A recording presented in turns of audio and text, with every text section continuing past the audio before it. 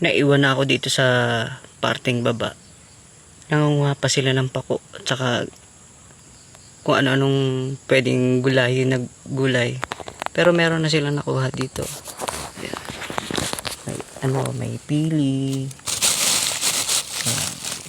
Saka pako. Saka gabi. Ayan. Tapos nangunguha pa sila doon sa parte doon. Doon daw madami. Ang lawak nito.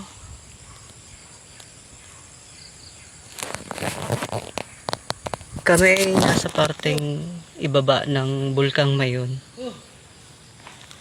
Napakaganda ng Bulkang Mayon. Napakalaki pag nasa malapit. Tahimik na siya. Hindi na siya medyo nag-alboroto.